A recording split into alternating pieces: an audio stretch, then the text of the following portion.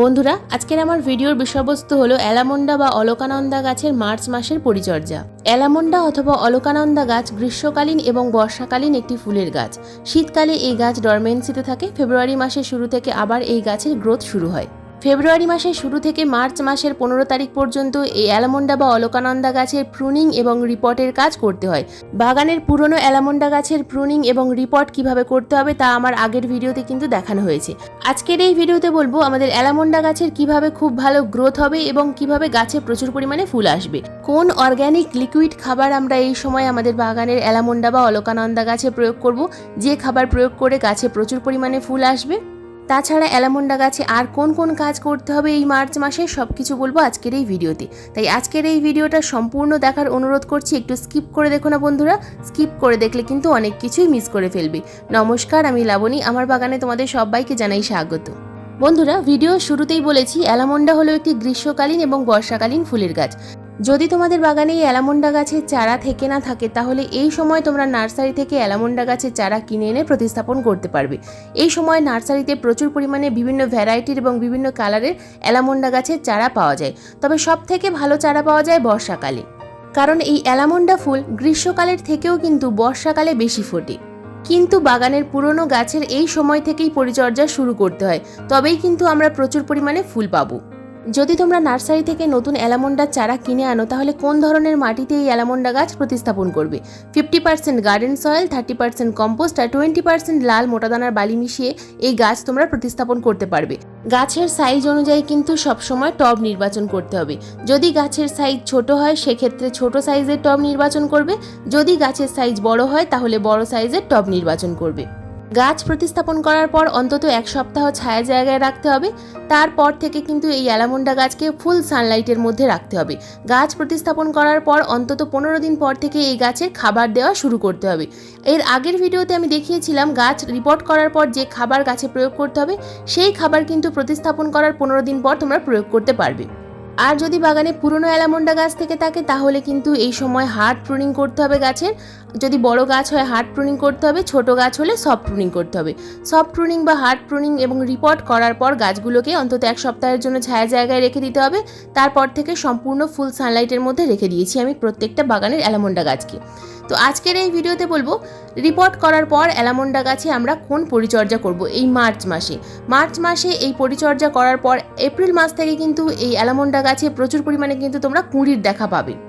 যেহেতু টবের গাছ তাই খাবার কিন্তু আমাদের প্রত্যেক মাসে অন্তত 2 থেকে 3 বার প্রয়োগ করতেই হবে, তবেই কিন্তু আমরা আমাদের বাগানের টবের অ্যালামন্ডা গাছগুলো থেকে প্রচুর পরিমাণে ফুল পাবো। যদি জমিতে গাছ থাকে তাহলে রিপোর্ট করার কোনো প্রয়োজন নেই, শুধুমাত্র হার্ড প্রুনিং করবে এবং হার্ড প্রুনিং করার পর সেই গাছে সরিষার খোল ভেজানো জল প্রয়োগ করলেই এই গাছে কিন্তু প্রচুর পরিমাণে ফুল আসবে। ফুল আসার সময় শুধুমাত্র পটাশিয়াম সমৃদ্ধ খাবার প্রয়োগ করতে হবে। তো আজকের এই ভিডিওতে বলবো আমাদের বাগানের টবের গাছগুলোর আমরা কি পরিচর্যা করব এই সময়। গাছে এই সময় প্রচুর পরিমাণে কিন্তু আগাছা জন্মাবে, তো সেই আগাছাগুলোকে আমাদের তুলে ফেলতে হবে। গাছে টবের মাটিতে যেন কোনো রকম কোনো আগাছা না থাকে। এরপর যে কাজটা আমাদের করতে হবে, গাছের হার্ড প্রুনিং করার পর অল টাইম আমাদের টবের মাটি সব সময় ময়েশ্চার রাখতে হবে। কখনোই যেন টবের মাটি একেবারে শুকিয়ে না যায়। টবের মাটি যদি খুব বেশি শুকিয়ে যায় তাহলে গাছের হার্ড প্রুনিং করার পর সেই গাছের কিন্তু একেবারেই তোমরা গ্রোথ দেখতে পাবে না। যেহেতু আমি গাছে খাবার প্রয়োগ করব সেই কারণে আমি গতকাল এই গাছে কোনো রকমভাবে জল প্রয়োগ করিনি। তো জল প্রয়োগ না করার জন্য টবের মিডিয়া কিন্তু একেবারে শুকিয়ে গেছে। তো এরপর আমাকে যে কাজটা করতে হবে, টবের মিডিয়াটা হালকা করে ঘষে দিতে হবে। টবের মিডিয়া যেন কখনোই জমাট বেঁধে না থাকে। প্রতি মাসে 15 দিন অন্তর অন্তর যদি টবের মিডিয়া আমরা ঘষে দিই তাহলে গাছের শিকড় চলাচল করতে সুবিধা হবে, শিকড়ে আলো বাতাস পৌঁছাবে, যার ফলে গাছের খুব ভালো বৃদ্ধি হবে। তো এই কাজটা কিন্তু আমাদের বাগানের প্রত্যেকটা গাছেই করতে হবে, বিশেষ করে টবের গাছের ক্ষেত্রে। তো দেখো আমি কিন্তু খুব ভালোভাবে আমার টবের মিডিয়াগুলো ঘষে দিচ্ছি। বাগানে যতগুলো অ্যালামন্ডা গাছ আছে প্রত্যেকটা গাছের একই সাথে খাবার প্রয়োগ করব এবং প্রত্যেকটা গাছেই কিন্তু আমি টবের মিডিয়াটা খুব ভালোভাবে ঘষে দিচ্ছি। বন্ধুরা, এবার আসি এই গাছে আমরা কতটা পরিমাণ জল প্রয়োগ করব। যদি তোমাদের টবের ড্রেনেজ সিস্টেম খুব ভালোভাবে তৈরি করতে পারো তাহলে প্রতিদিনই এই গাছে জল প্রয়োগ করতে হবে, কারণ প্রতিদিন জল শুকিয়ে যাবে এই গ্রীষ্মকালে। আর যদি দেখো যে টবের মিডিয়া কিছুতেই শুকনো হচ্ছে না, তাহলে বুঝতে হবে যে টবের ড্রেনেজ সিস্টেমটা ঠিকঠাকভাবে তৈরি করা হয়নি, যে কারণে গাছের মাটি শুকনো হচ্ছে না, টবের মাটি শুকিয়ে যাচ্ছে না এবং গাছের কাণ্ড কিন্তু ধীরে ধীরে পচে যেতে থাকবে, গাছের পাতা হলুদ হয়ে যেতে থাকবে, বিভিন্ন ধরনের সমস্যা আসবে। তাই টবের মিডিয়া এমনভাবে মাটি তৈরি করতে হবে এবং ড্রেনেজ সিস্টেমটা এমনভাবে তৈরি করতে হবে যেন প্রতিদিন জল দেওয়ার সঙ্গে সঙ্গে গাছের মাটি শুকিয়ে যায়। বন্ধুরা, এবার বলবো আমরা অ্যালামন্ডা গাছে কোন ধরনের খাবার প্রয়োগ করব। তো এই মার্চ মাসে আমি কিন্তু আমার বাগানের অ্যালামন্ডা গাছগুলোতে লিকুইড খাবার প্রয়োগ করব, সম্পূর্ণ অর্গ্যানিক লিকুইড খাবার। তো আগের মাসে আমি কিন্তু একটা মিশ্র জৈব খাবার প্রয়োগ করা তোমাদের দেখিয়েছিলাম। তো একটা লিকুইড খাবার তৈরি করার জন্য আমাদের কিন্তু 12 ঘন্টার সময় লাগবে। তো আগের দিন আমাদেরকে এটা ভিজিয়ে দিতে হবে। তো প্রথম যে উপাদানটা নিয়েছি এটা হলো বাদাম খোল। বন্ধুরা, বাদাম খোল কিন্তু সরিষার খোলের থেকেও বেশি পুষ্টিকর। এই বাদাম খোল আমরা যদি আমাদের বাগানের প্রত্যেকটা গাছে এই গ্রীষ্মকালে প্রয়োগ করতে পারি, দুর্দান্ত রেজাল্ট দেখতে পাবো।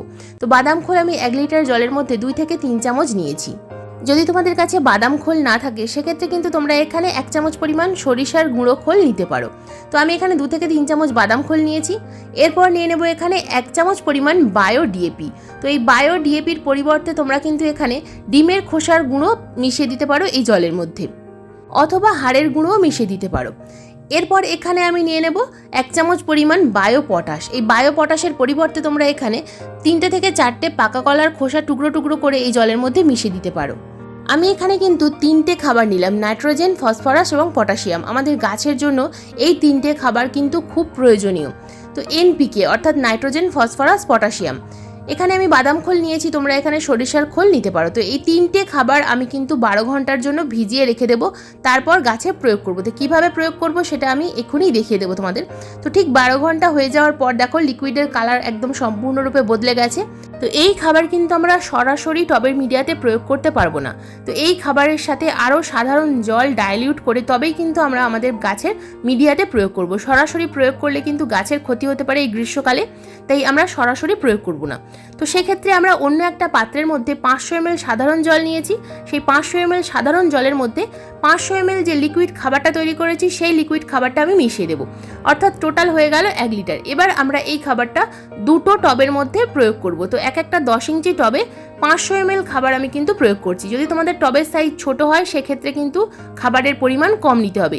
এমনভাবে খাবার প্রয়োগ করবে যেন টবের ড্রেনেজ হোল দিয়ে বাইরে বেরিয়ে না যায়, আবার টবের মিডিয়াটা যেন সম্পূর্ণরূপে ভিজে যায়, অর্থাৎ গাছ যেন চারিদিক থেকে খাবারটা গ্রহণ করতে পারে। এই লিকুইড খাবার গাছে প্রয়োগ করলে গাছ কিন্তু খুব তাড়াতাড়ি খাবার গ্রহণ করতে পারে। সলিড খাবার বা মিশ্র খাবার প্রয়োগ করলে গাছের গ্রহণ করতে কিন্তু অনেক সময় লাগে। তো দেখো আমি আরও একবার কিন্তু এই খাবারটা তৈরি করে নিলাম। 500 ml সাধারণ জলের সাথে 500 ml লিকুইড খাবার ভালোভাবে মিশিয়ে আরও যে গাছগুলো আছে প্রত্যেকটা গাছে কিন্তু এইভাবে আমি প্রয়োগ করছি। তো আমার বাগানে যতগুলো অ্যালামন্ডা গাছ আছে প্রত্যেকটা গাছে কিন্তু এই খাবার প্রয়োগ করলাম। তো এই খাবার আমরা কিন্তু 10 থেকে 12 দিন অন্তর অন্তর প্রয়োগ করব প্রতিটা টবের মিডিয়াতে। যেভাবে আমি দেখালাম এইভাবে যদি তোমরা প্রয়োগ করতে পারো দুর্দান্ত রেজাল্ট দেখতে পাবে। তো এই খাবার অনলাইনে কিন্তু অ্যাভেলেবেল আছে, অফলাইনেও পাওয়া যায়। তো তোমরা চাইলে কিন্তু আমি ডেসক্রিপশন বক্সে লিঙ্ক দিয়ে রাখবো, তোমরা চাইলে কিন্তু বাই করতে পারো।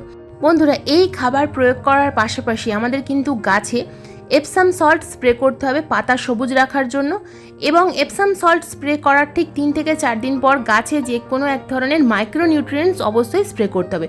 মাইক্রোনিউট্রিয়েন্টসের মধ্যে আছে মোবোমিন, আছে অ্যাগ্রোমিন ম্যাক্স, অ্যাগ্রোমিন গোল্ড অথবা বায়োভিটা এক্স লিকুইড, সিউইড এক্সট্র্যাক্ট। গাছে যে কোনো একটা মাইক্রোনিউট্রিয়েন্টস অর্থাৎ অনুখাদ্য স্প্রে করতেই হবে, তবেই কিন্তু গাছের যে কুঁড়ি আসবে সেই কুঁড়িগুলো গাছে থাকবে, হলুদ হয়ে ঝরে পড়বে না। তাছাড়া গাছের পাতা হলুদ হয়ে ঝরে পড়বে না। বিভিন্ন ধরনের সমস্যার হাত থেকে কিন্তু মাইক্রোনিউট্রিয়েন্টস আমাদের গাছকে বাঁচাবে। টবের মিডিয়া কখনো একেবারে শুকিয়ে যেতে দেবে না, টবের মিডিয়া যেন সবসময় হালকা ময়েশ্চার থাকে, এই বিষয়গুলো লক্ষ্য রাখবে। তাহলে তোমাদের বাগানের অ্যালামন্ডা গাছে যেমন কুঁড়ি আসবে ঠিক তেমনই কিন্তু গাছে প্রচুর পরিমাণে ফুল ফুটবে। এতক্ষণ তো বললাম খাবারের কথা। বন্ধুরা, অ্যালামন্ডা গাছে খুব বেশি পোকামাকড়ের কিন্তু আক্রমণ হয় না। বাগানের অ্যালামন্ডা গাছগুলোতে মাসে 2বার তোমরা নিম তেল স্প্রে করবে আর মাঝে মধ্যে ফাঙ্গিসাইড স্প্রে করবে। তাহলে দেখবে গাছে কখনোই কোনো রোগ পোকার আক্রমণও হবে না বা ফাঙ্গাস প্রবলেমও হবে না। গাছ যদি সবসময় ফাঙ্গাস মুক্ত বা রোগমুক্ত থাকে তাহলে গাছে প্রচুর পরিমাণে কুঁড়ি এমনিতেই আসবে। বন্ধুরা, এই ছিল আমার অ্যালামন্ডা গাছের মার্চ মাসের পরিচর্যার ভিডিও। আজকের এই ভিডিও তোমাদের কেমন লাগলো অবশ্যই কমেন্ট করে জানাবে। যদি ভিডিও সংক্রান্ত কোনো রকম কোনো প্রশ্ন থাকে অবশ্যই কমেন্ট বক্সে কমেন্ট করবে, আমি যথাযথ উত্তর দেওয়ার চেষ্টা করব। আজকের এই ভিডিওটা যদি ভালো লেগে থাকে তো প্লিজ একটা লাইক করো, শেয়ার করো, হাইপ করো। চ্যানেলে নতুন বন্ধু হয়ে থাকলে চ্যানেলটাকে সাবস্ক্রাইব করে পাশে বেল আইকনটা প্রেস করে রেখো এরকম নিত্য নতুন বাগান সংক্রান্ত ভিডিও দেখার জন্য। কারণ এরকম নিত্য নতুন বাগান সংক্রান্ত ভিডিও আমি প্রতিদিন ঠিক সন্ধ্যা 6টার সময় আপলোড করি। ভিডিও আপলোড করার সঙ্গে সঙ্গে যখনই ভিডিও লাইভ হবে তোমাদের মোবাইল স্ক্রিনে অথবা কম্পিউটার স্ক্রিনে ভিডিও নোটিফিকেশান পৌঁছে যাবে। কারণ তোমরা অনেকেই ভিডিও তো দেখো কিন্তু চ্যানেল সাবস্ক্রাইব করো না। চ্যানেল সাবস্ক্রাইব করলে অনুপ্রেরণা পাই পরবর্তী ভিডিও তৈরি করার জন্য। বন্ধুরা, আজকের এই ভিডিওটা সম্পূর্ণ মনোযোগ দিয়ে দেখার জন্য তোমাদের সবাইকে জানাই অসংখ্য অসংখ্য ধন্যবাদ।